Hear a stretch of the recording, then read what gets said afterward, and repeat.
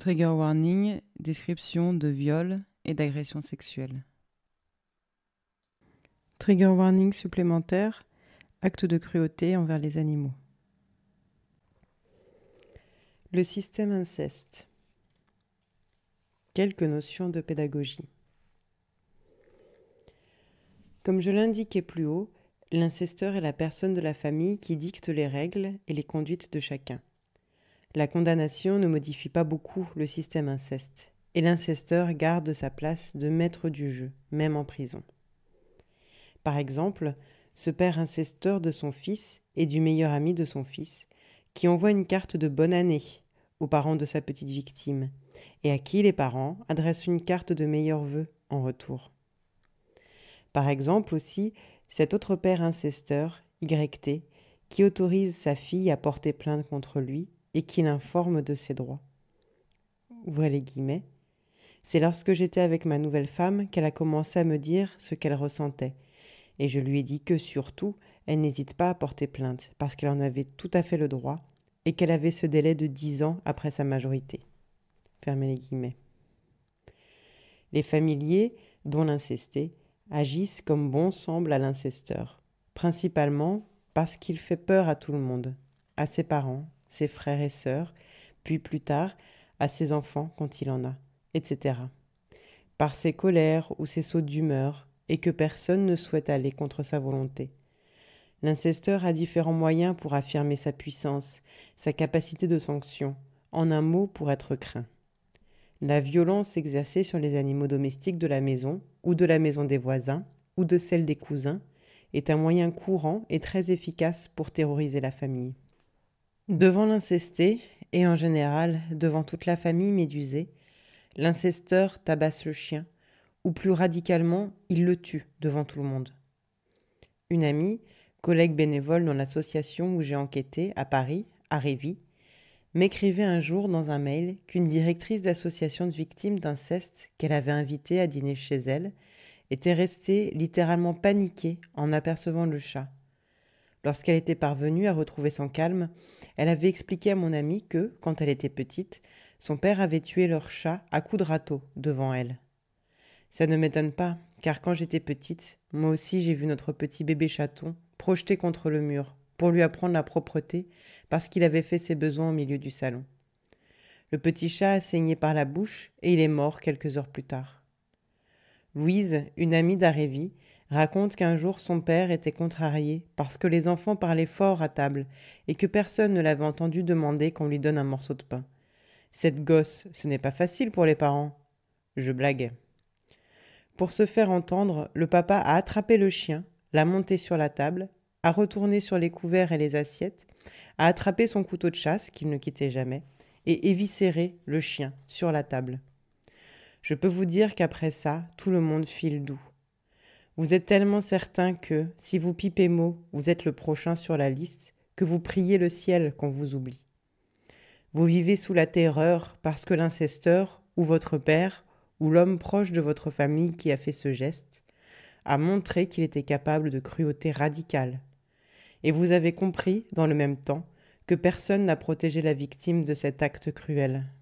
Vous avez compris que personne n'intervient pour sauver sa mise. Tous les incesteurs ne sont pas des tueurs de chiens et de chats, et dans certaines familles, l'incesteur est même totalement pacifique, et on l'écoute parce qu'il est omniprésent, et que du coup, on lui laisse la place, et soi-même on peut en profiter pour se consacrer à d'autres activités. C'est le cas de GM, ce père ultra déprimé et émotif, dont l'épouse était très investie dans son travail et qui lui abandonnait totalement le champ de la vie domestique. Ses enfants s'en remettent à GM parce qu'il est le seul parent disponible. Son épouse ne lui demande aucun compte sur la tenue de la maison. C'est GM qui gère et administre la vie de famille. GM. Mon épouse est pharmacienne. Vous verrez, c'est une personne formidable, une scientifique aussi, comme vous. Dorothée Ducy. Votre fils a quel âge? GM. Il est né en 82. Je ne suis pas censée le savoir, mais il a un petit garçon. Ça prouve que la vie continue. Je le sais par papa, mon père. GM pleure. J'ai pris 12 ans. Je suis là depuis 5 ans. Je sors l'année prochaine. Je ne les ai pas revus depuis. J'ai revu mon épouse au divorce, toujours en larmes. On a de gros problèmes de partage de patrimoine. Elle avait 18 ans quand je l'ai rencontrée, et moi 22 ans, on était tout jeunes tous les deux, mais on n'appartenait pas à la même classe sociale. Elle est d'origine noble et moi roturier. Je suis fils de boulanger et ça ne plaisait pas à mon beau-père que sa fille fréquente un roturier. Ces quartiers de noblesse. Donc il l'a mise à la porte de chez lui, donc on est partis ensemble et j'ai financé ses études. Je travaillais chez mes parents comme boulanger. J'ai travaillé pendant 15 ans et j'ai passé mon CAP. J'ai été deuxième boulanger de France, j'étais fière. J'étais prévue pour prendre la suite de mes parents, et puis Adèle est arrivée dans ma vie et je l'ai suivie à la pharmacie. Mes parents ont payé les 20% d'apport personnel, et puis on a eu Grégoire. Ensuite, on a eu Laure, qui est née le 20 septembre 1989. On a eu un troisième enfant qui avait une malformation cardiaque et qui est mort tout de suite. Nos relations sexuelles se sont dégradées après ça. Et puis après Laure, j'ai dit stop. Je n'étais pas prêt pour être père. J'avais dit oui pour Grégoire, il est arrivé. J'avais dit oui, c'était nouveau, c'était fort. Mais c'était trop dur, j'étais pas prêt. C'était trop dur de l'élever. Il avait une particularité, il était hypertonique. Et en grandissant, il est devenu hyperactif. Donc il fallait être dessus tout le temps. Il ne fallait rien laisser passer. Il fallait le surveiller tout le temps à la pharmacie. Et 2 fois, il s'est enfui. Je l'ai attrapé par les cheveux en pleine rue. Je l'ai jamais lâché.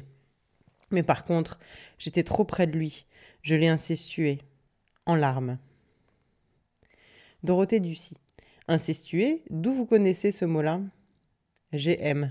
Parce que j'ai fait des études, j'ai lu des livres, notamment de vos confrères canadiens qui travaillent dans une prison.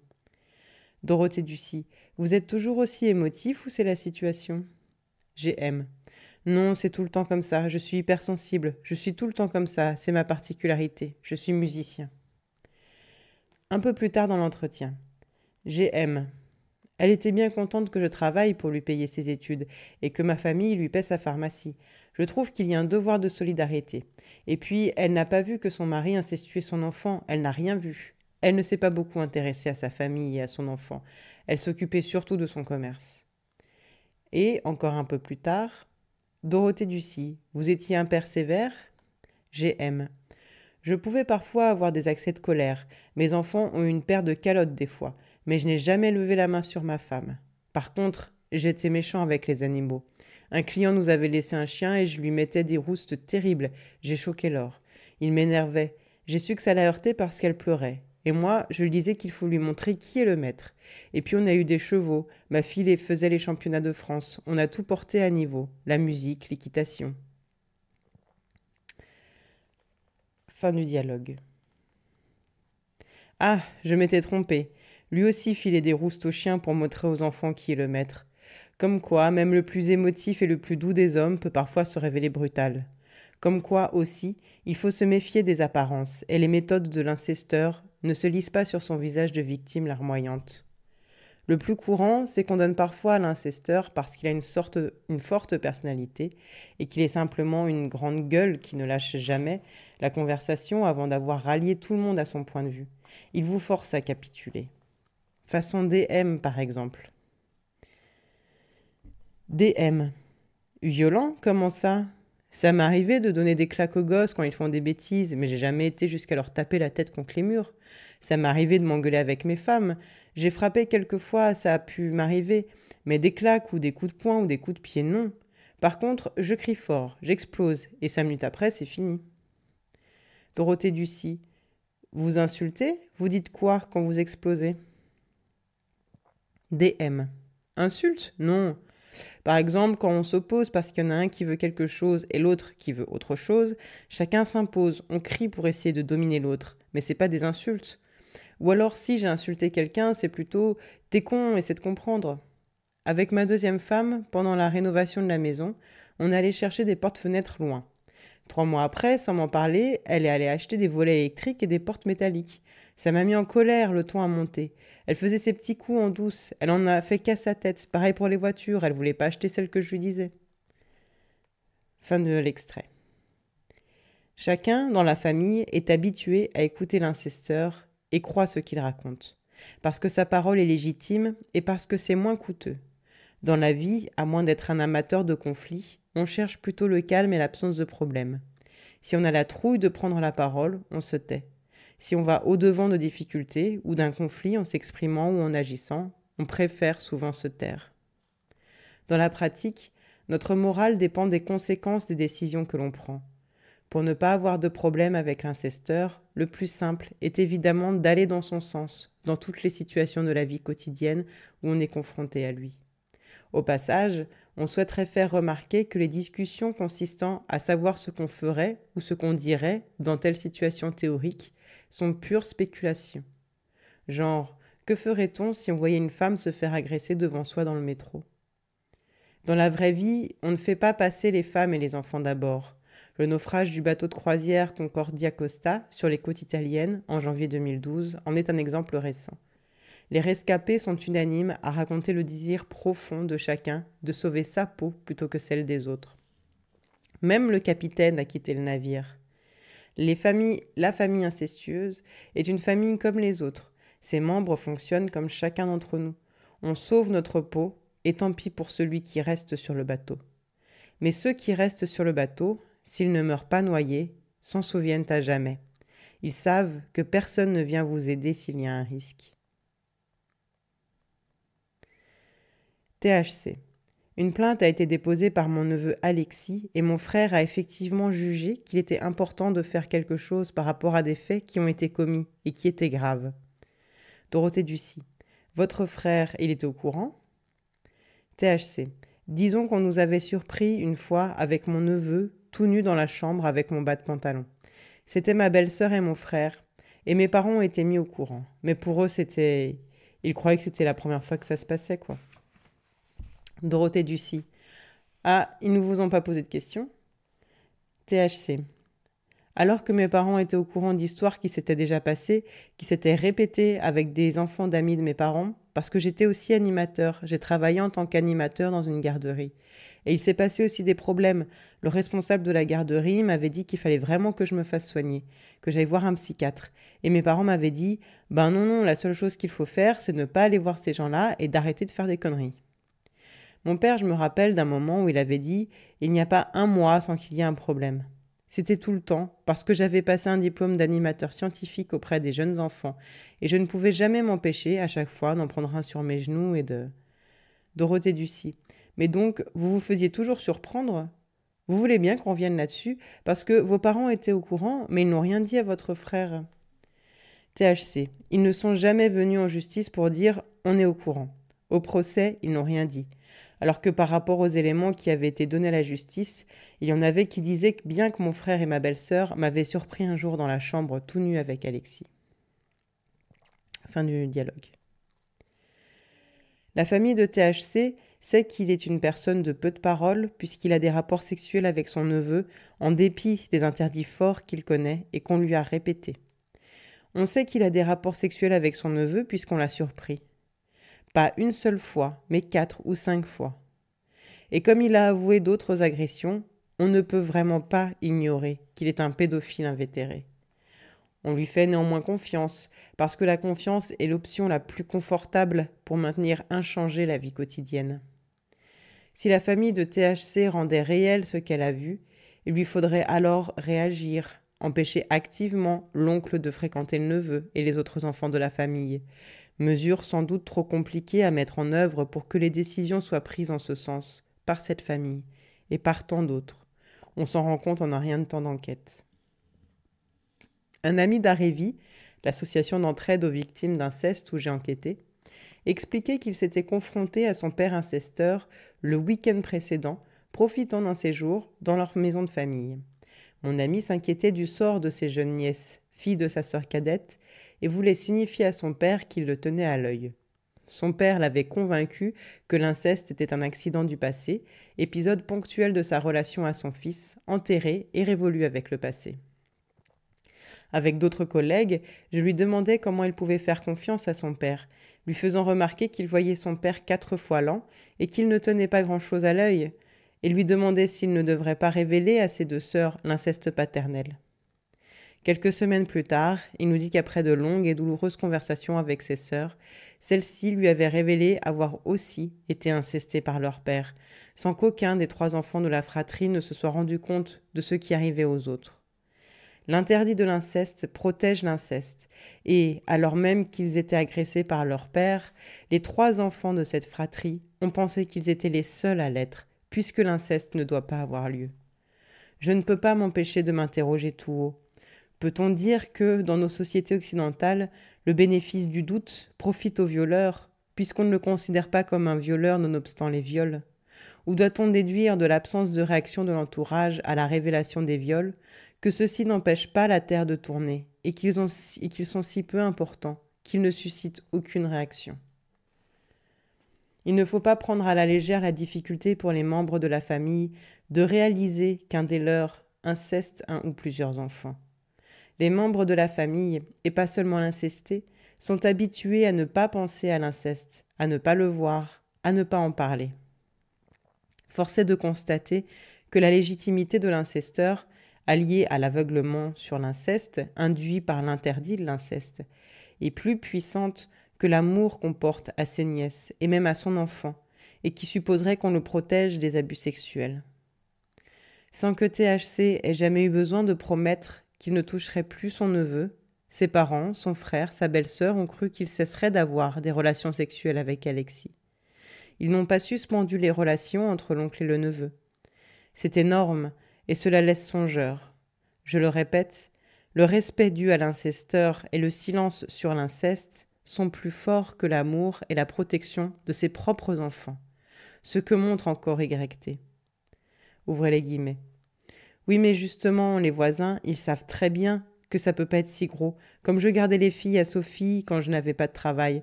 Alors ils disent que si je les avais violées, elle n'aurait pas mis ses filles en garde. Vous avez été violée, vous avez une fille, vous mettez votre fille en garde chez la personne qui vous a violée?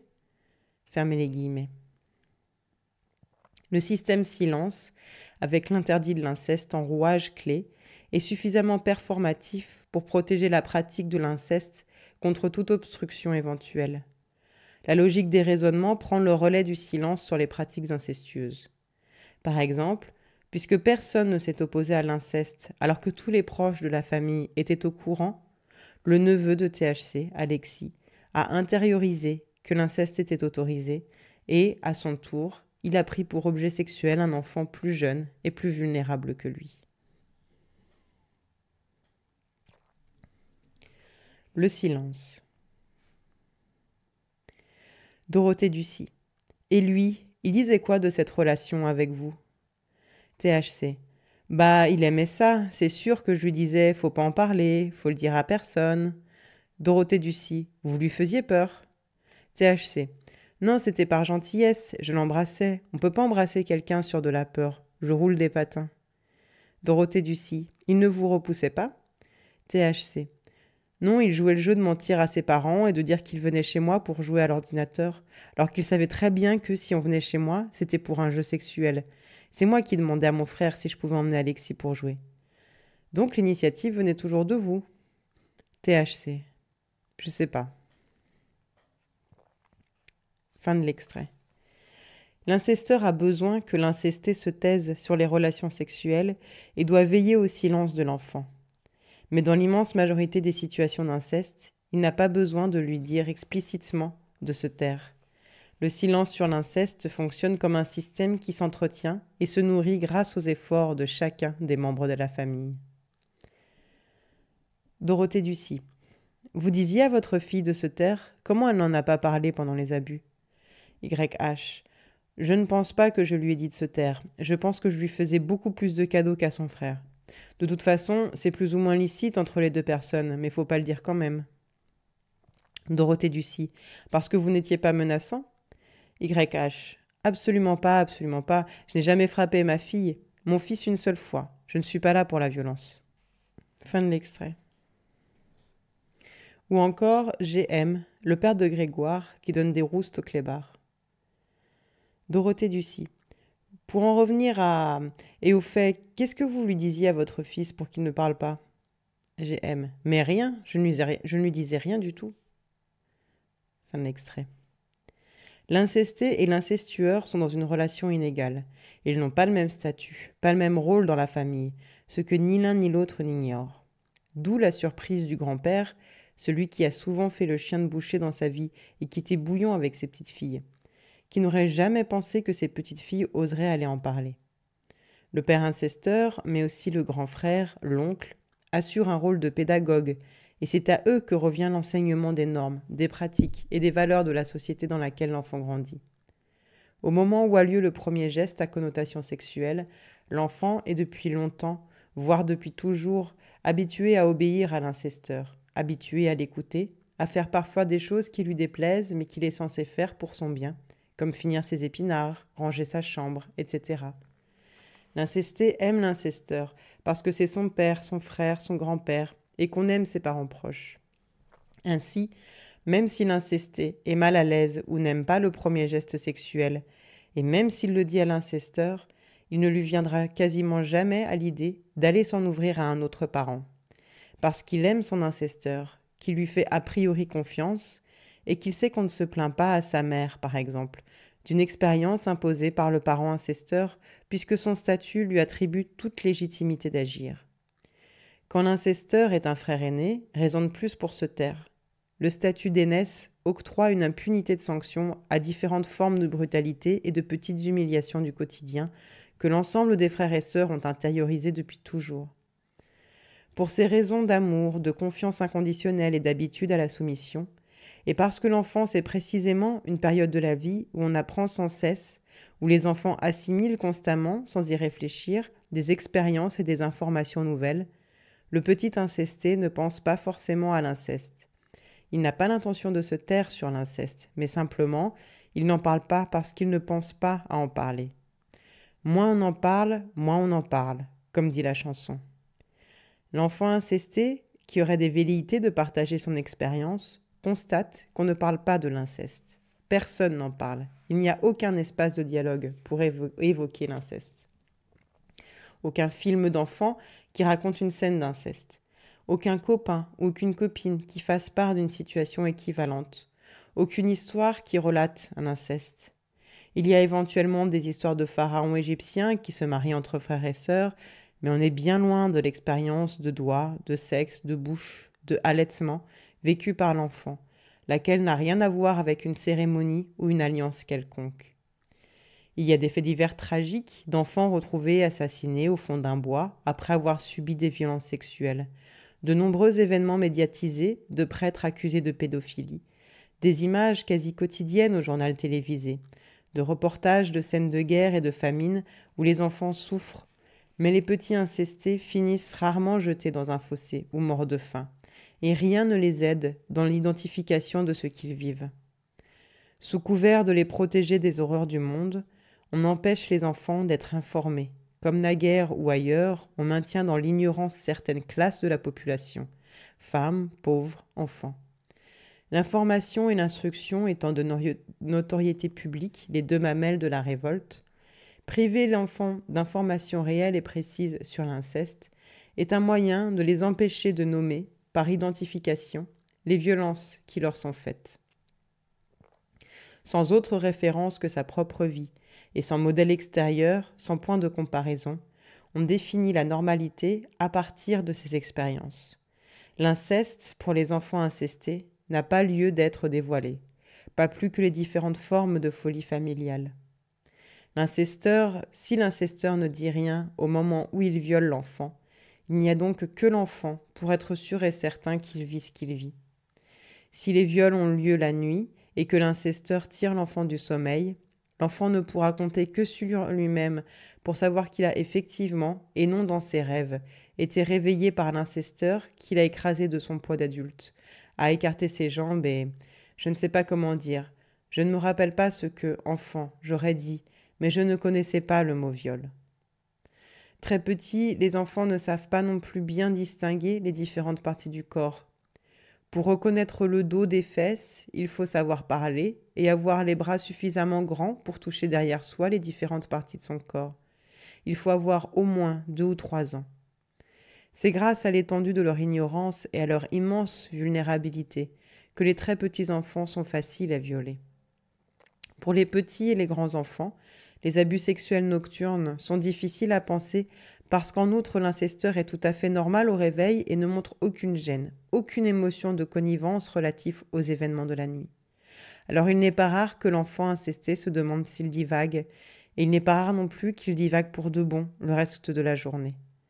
Si l'incesté se protège de la douleur et du dégoût des viols en pensant à autre chose, au point de dissocier complètement son corps de son esprit pendant que l'incesteur besogne, alors il arrive couramment que l'incesté ne se souvienne pas des viols à son réveil. L'inceste reste littéralement impensé, absent à la conscience, et chaque matin, ou chaque sortie de salle de bain, ou chaque sortie de chambre, l'incesté est amnésique de l'inceste. Exactement comme quand on oublie ce qu'on avait l'intention de dire la seconde précédente, et qu'on n'arrive pas à rappeler l'idée à sa conscience. Dans une forme atténuée, on dissocie couramment le corps et l'esprit chez le dentiste, en attendant qu'il ait terminé un soin. Et on pense à sa liste de courses, au plan de son prochain article, à la réservation de la location pour les vacances, bref, à toute autre chose pour s'échapper du moment présent. Dans une forme équivalente mais atténuée aussi, penser à autre chose et être absente à soi-même est assez courant au cours d'un rapport sexuel qui ne procure aucun plaisir. Dans un contexte plus doux et dans le langage courant, on appelle cela être dans la lune.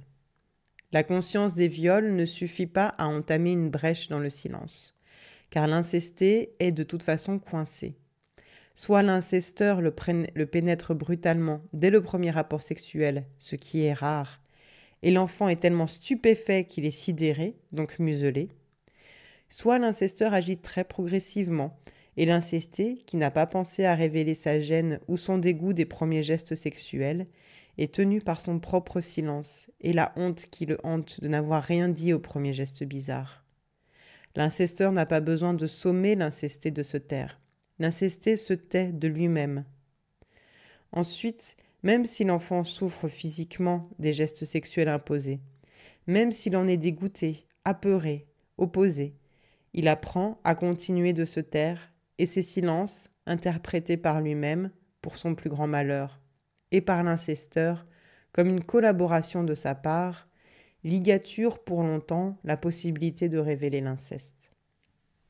Quand l'incesté est tout petit, à 3 ou 4 ans par exemple, il arrive que son attitude le désigne à son insu comme une victime d'abus sexuels.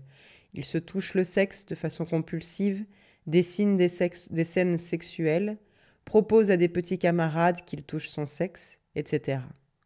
Mais comme les autres membres de la famille respectent l'injonction au silence sur l'inceste, Dieu merci, ils ne disent rien et laissent l'enfant à ses desseins. Ne caricaturons pas. Il arrive qu'une mère, une institutrice, une tante, une dame de cantine, en tout cas, à ma connaissance, jamais un homme, jamais, à part 2 pédiatres que le Conseil de l'Ordre a failli révoquer pour divulgation du secret médical.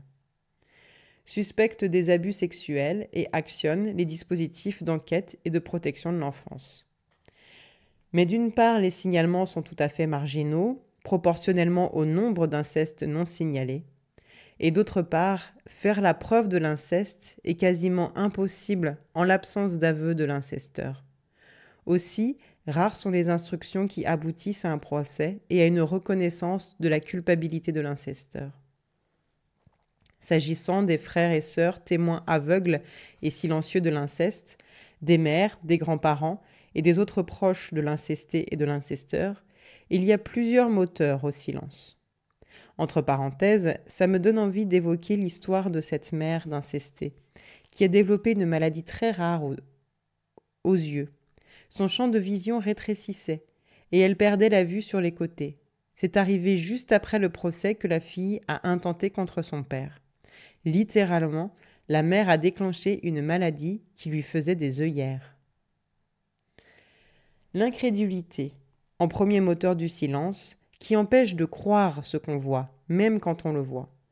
Le respect dû à l'incesteur, maître de la famille, indépendamment de son statut social et de son rôle véritable, est un deuxième moteur du silence. Dorothée Ducy. Et personne ne s'est douté. Le diable. Je me demande. Pas tout de suite, mais ensuite. On ne m'a jamais rien dit, mais j'ai senti parfois un regard. Mais c'était pas suffisant pour que j'arrête. Dorothée Ducy. ni eux pour intervenir. Le diable. Vous savez, j'étais protégée, entourée par mon aura de prof de fac. Toutes ces bêtises, ça peut jouer beaucoup. On peut dire que j'en ai profité parce que je le savais plus ou moins. Il n'avait pas fait beaucoup d'études, je savais probablement qu'il n'oserait rien dire. C'était pas si net, mais c'était certain. Dorothée Ducy. C'étaient les parents des petites filles. Ils vous regardaient de travers, vous le sentiez, et ils ne disaient rien. Le diable. Oui, oui. Enfin, qu'est-ce qu'ils voyaient ? Ils voyaient que je tournais beaucoup autour de leurs filles, que leurs filles tournaient beaucoup autour de moi, mais ils ne me voyaient jamais mettre la main dans leur culotte. Fin de l'extrait. On n'en dira pas davantage pour l'instant, et ce que voient ou ne voient pas les proches, ce qu'ils disent ou ne disent pas de l'inceste, sera exploré dans le détail à travers l'enquête que j'ai menée auprès de la famille d'André, qui a bien voulu participer à ce projet de recherche. Pour le dire en un mot, et sans incriminer particulièrement cette famille, tout à fait classique et représentative de ce que j'ai vu dans d'autres, avec moins de détails, les adultes de la famille incestueuse se divisent en deux catégories. Ceux qui ont été eux-mêmes incestés, qui sont habitués au silence dans leur chair, ceux-là ne savent pas parler. Et pour le dire un peu vite, mais juste, ceux qui n'ont pas été incestés et qui préfèrent sacrifier un membre de la famille, l'incesté, pour leur confort. Les enfants sont généralement forts et courageux, en tout cas avant d'être broyés par la famille et la machine sociale, qui leur apprend à avaler des larmes de rasoir. Quand je dis que l'enfant incesté ne pense pas à dire l'inceste, ce n'est pas tout à fait exact. À un moment donné, qui peut être au début des relations sexuelles, après 3 ou 4 ans d'inceste, voire après la fin des abus sexuels, l'incesté, qui a déjà cherché de multiples moyens de se défiler et d'empêcher un rapport sexuel, désobéit pour de bon à l'incesteur et révèle à sa façon l'inceste à ses proches. Mais que peut-il bien dire sans vocabulaire relatif à la sexualité, sans mots pour la dire ? Comme personne n'a jamais mis aucune parole sur les gestes sexuels, l'enfant n'a en outre aucune représentation des éléments de l'expérience incestueuse qui caractérise l'inceste et qu'il doit d'abord discriminer, puis mentionner, pour qu'on comprenne de quoi il parle. Au lieu de dire « je ne veux plus que papa mette sa main dans mon slip », il rejette l'ensemble du contexte habituel dans lequel se déroulent les attouchements paternels et dit par exemple à sa mère « je ne veux pas aller dans la forêt avec papa, je déteste la forêt ». Une jeune femme que j'ai connue pleurait chaque fois qu'elle repensait au moment où elle avait prévenu sa mère de l'inceste paternel. Petite fille, elle avait l'habitude, depuis qu'elle était passée du lit à barreaux au grand lit, dont elle pouvait sortir toute seule, d'aller rejoindre ses parents au réveil pour un câlin matinal, comme beaucoup d'enfants. La mère se levait pour préparer le petit déjeuner, et quand tout était prêt, elle appelait le père et la fillette restaient au chaud à se raconter des histoires. Un jour, vers l'âge de 8 ans, la fillette avait dit à sa mère « Je veux préparer le petit déjeuner avec toi ». Et la mère lui avait répondu « Mais qui va raconter des histoires à papa si tu te lèves ?» 24 ans plus tard, la jeune femme considérait toujours que, par cette phrase, sa mère lui avait intimé l'ordre de continuer de subir les gestes sexuels paternels.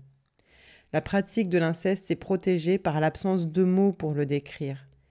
Dire l'inceste sans mots adaptés pour le faire ne constitue pas une brèche dans le système silence. En revanche, ces vaines tentatives de l'enfant pour se soustraire aux abus sexuels, pour s'y opposer ou pour les nommer, lui apprend l'inutilité de la révolte. L'enfant apprend la résignation. Chaque tentative manquée pour se plaindre marque au contraire un succès dans la didactique du renoncement. Succès proportionnel à l'investissement de l'enfant dans sa tentative de mettre fin aux abus. Ensuite, dans sa vie et quel que soit le sujet, l'incesté saura qu'il est inutile de lutter. La dimension du plaisir. L'incesteur a, dans 30% des cas selon les enquêtes statistiques, sources détaillées plus haut, lui-même vécu des relations sexuelles incestueuses précoces.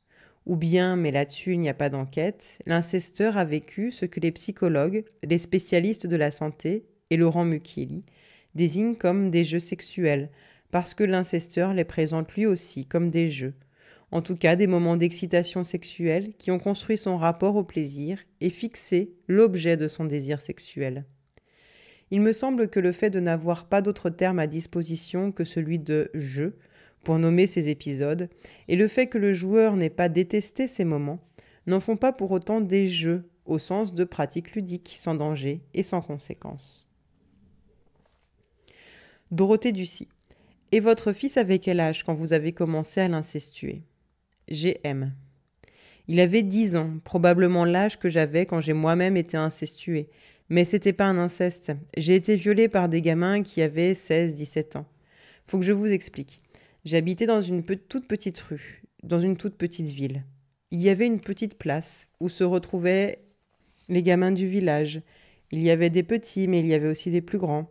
Et c'est par un de ces gamins-là que j'ai été violée plusieurs fois. C'était des jeux. On jouait à cache-cache, on jouait au cow-boy. Ça a duré 2 ou 3 ans. Il avait 17 ans et moi 10. Et là-dessus, mes parents avaient été convoqués à la gendarmerie pour ces faits-là. Et les gendarmes pensaient que c'était moi qui avais violé l'autre, l'adulte. Mais après, ils se sont rendus compte dans la discussion que c'était impossible.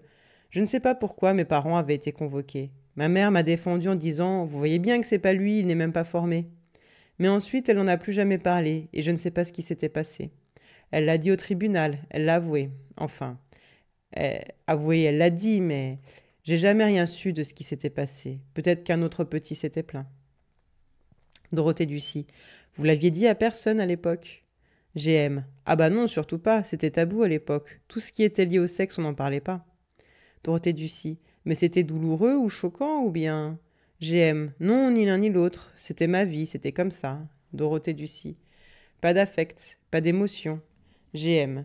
Si, la découverte du corps de l'autre, éventuellement, c'était pas désagréable. Mais j'étais pas formée, il n'y avait pas de plaisir. J'ai été formée très tard, j'ai éjaculé très tard.